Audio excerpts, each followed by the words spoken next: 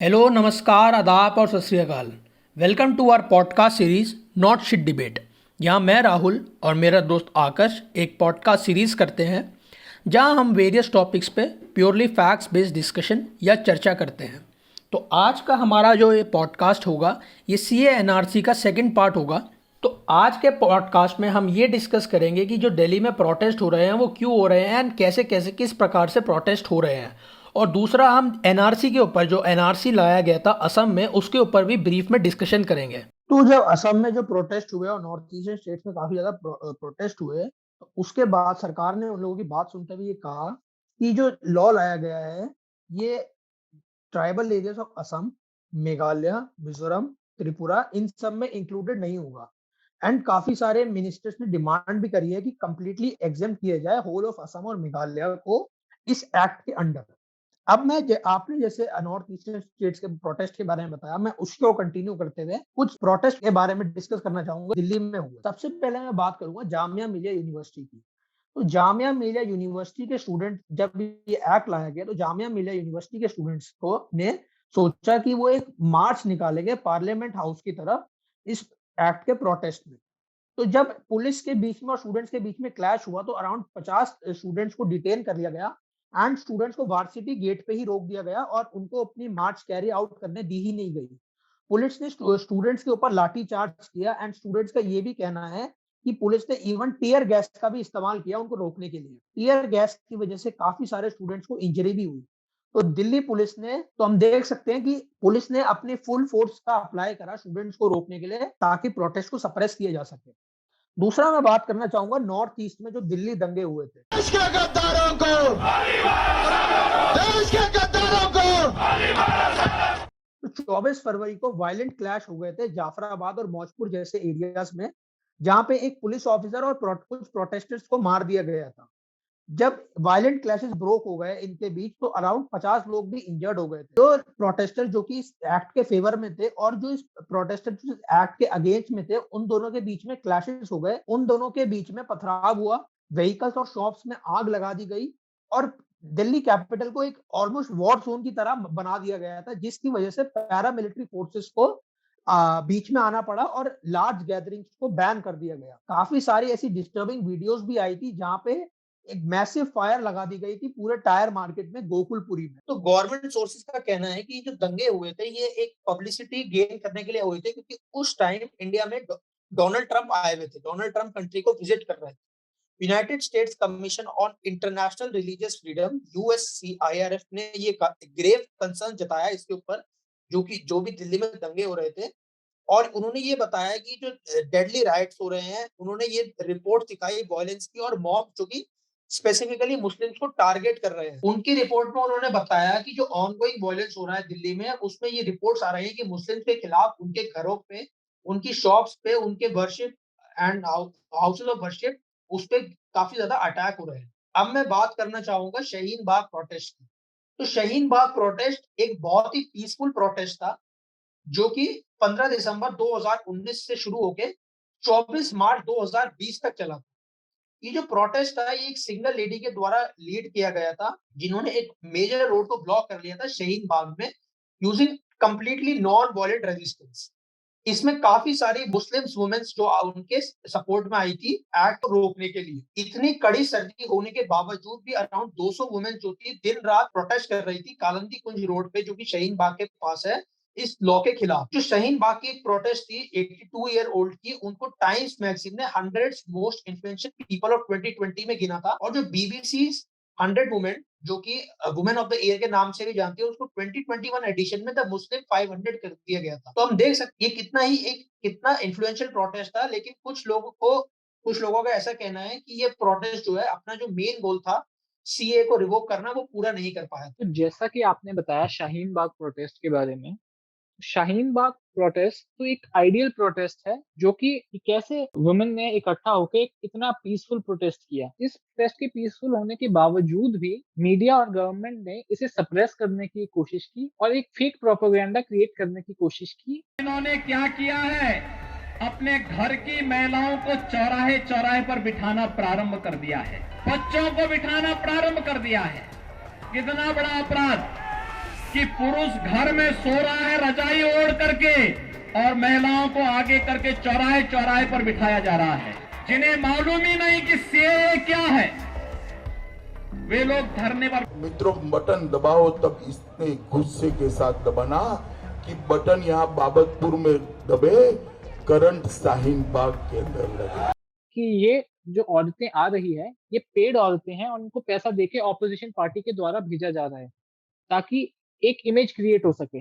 तो हम यहाँ भी देख सकते हैं एक एंटी मुस्लिम सेंटिमेंट्स लोगों में क्रिएट करने की कोशिश की गई थी। Ladies and gentlemen, we at the Republic Media Network are absolutely convinced that the protest in Shaheen Bagh is anything but a people's movement. It's a sham.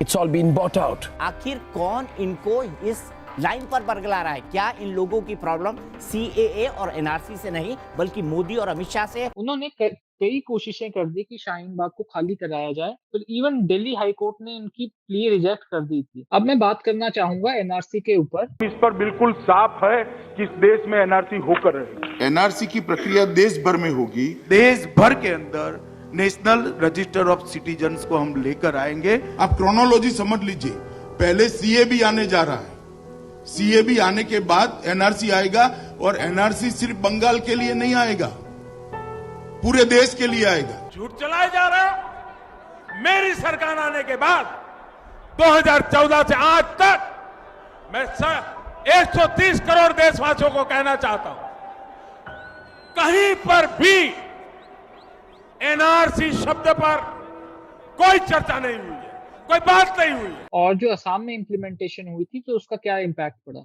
तो NRC यानी कि the national register of citizen, ये एक list है जिसमें सभी Indian citizens के नाम लिखे जाते हैं। ये पहली बार 1951 में प्रिपेयर हुई थी और उसके बाद कभी अपडेट ही नहीं हुई। अभी रिसेंटली असम में एनआरसी हुआ था जिसमें कंडीशन ये लगाई गई कि इंडियन सिटीजन्स वही होंगे जो कि फर्स्ट जिनका नाम पहली एनआरसी में हुआ हो, जो कि 1951 में हुई थी। सेकेंड कंडीशन ये थी कि या तो वो पर्सन असम में 1 जनवरी 1966 के बाद आया हो और या तो मार्च 1971 से पहले, तब उनको इंडियन सिटीजन डिक्लेयर किया जाएगा। थर्ड, कोई भी पर्सन जो कि वैलिड डॉक्यूमेंट प्रोवाइड कर पाया जो कि 1971 से पहले इशू हुआ था उसे। हम ये देख सकते हैं कि जब ये एनआरसी हुई तब 3.29 करोड़ की असम की पॉपुलेशन में से अराउंड 20 लाख लोग या 19 लाख लोग इसमें से लेफ्ट आउट रह गए थे। इस लिस्ट को बनाने में 5 साल लगे थे असम गवर्नमेंट को और 1200 करोड़ का लगभग खर्चा पड़ा था। और इसके फ्लॉज के बारे में अगर डिस्कस करें तो सारे डॉक्यूमेंट्स सबमिट करने के बाद भी लिस्ट में ऐसी प्रॉब्लम्स आई थी कि फादर का नाम लिस्ट में था बट उनके बच्चों का नाम लिस्ट में छूट गया था।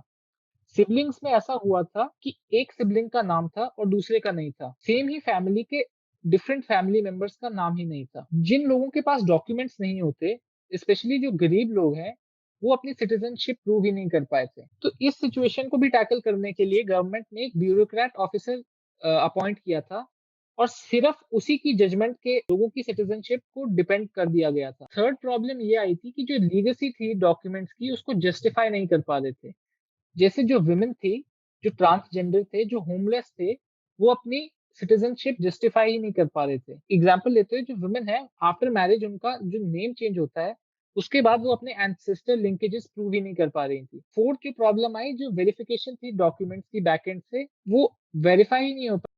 कुछ केसेस में तो ऐसा भी हुआ जब लोगों ने हाई कोर्ट में चैलेंज किया अपनी सिटीजनशिप को, तो उनकी सिटीजनशिप को खारिज करते हुए कोर्ट ने उन्हें डिटेन कर लिया गया इंडेफिनिटली। लगभग 1000 लोगों को डिटेंशन कैंप्स में भर दिया गया बाय मिस्टर मोदीज गवर्नमेंट और डिटेंशन सेंटर्स बनाए जा रहे हैं असम में जो कि 3000 डिटेनीज को होल्ड कर पाए। एक जूनियर इंजीनियर की माने तो उन्होंने अपने इंटरव्यू में कहा था दिसंबर 2018 में प्रोजेक्ट शुरू हुआ था डिटेंशन कैंप्स को बनाने का, जिसमें 15 डिटेंशन कैंप्स बनेंगे जो कि 4 स्टोरीज होंगे। जबकि प्राइम मिनिस्टर ने अपनी स्पीच में कहा था कि ऐसे कोई डिटेंशन कैंप्स बनाए ही नहीं गए आज। ये जो डिटेंशन कैंप्स की बात कर रहे हैं, थाने में बन रहे हैं, बैंगलोर में बन रहे हैं, डिटेंशन कैंप से कैसे इससे क्या अचीव होगा? देखिए, एक ट्रिब्यूनल होती है, ट्रिब्यूनल के ऑर्डर के हिसाब से होता है। प्रशासन अपनी तैयारी करता रहता है। ये है असम के ग्वालपारा जिले का माटिया, 120 किलोमीटर दूर है गुवाहाटी से। और यहाँ पे ये जो कंस्ट्रक्शन आप देख रहे हैं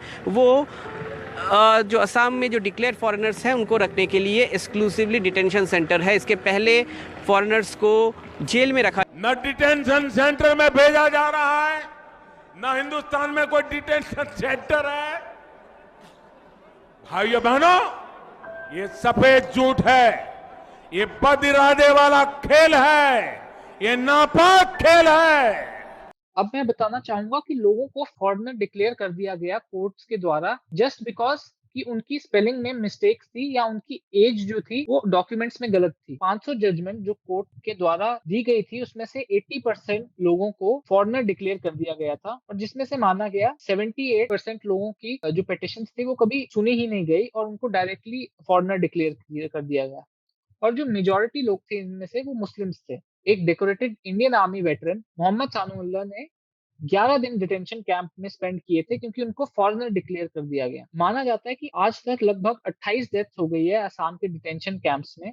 ये मिनिस्टर ने राज्यसभा में बोला था। अगर एग्जाम्पल देते हुए इस लॉ को अगर मैं समराइज करने की कोशिश करूं तो वो ऐसे होगा कि अगर एक बिल्डिंग में जहां इंडियन माइनॉरिटी रहती है जैसे कि मुस्लिम, सिख्स, क्रिश्चियन, बुद्धिस्ट, पारसी और उस बिल्डिंग में आग लग जाए तो जब फायर ब्रिगेड या आग बुझाने आएगी तो वो सभी को रेस्क्यू कर लेगी, बौद्ध, जैन, क्रिश्चियन, पारसी, सिख, बट वो जो माइनॉरिटी मुस्लिम कम्युनिटीज है उनको छोड़ देगी और उन्हें कहेगी कि आपको दूसरी कंट्रीज में चले जाना चाहिए था जो कि मुस्लिम मेजॉरिटी कंट्रीज है और उन्हें छोड़ दिया जाएगा इवन अगर उनकी जान बचाई जा सकती तो। कंक्लूड करते हुए मैं यही कहूंगा कि सीएए इसमें काफी सारे फ्लॉज हैं और इसके पॉजिटिव से ज्यादा इसके नेगेटिव एस्पेक्ट्स हैं।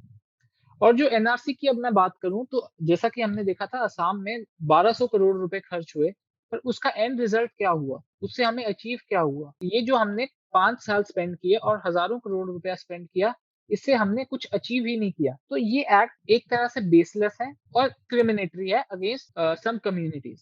तो ये जो एक्ट है इसको हम कह सकते हैं कि ये अभी इसमें काफी सारे फ्लॉज हैं और ये को इंडिया में लाना काफी मुश्किल होगा।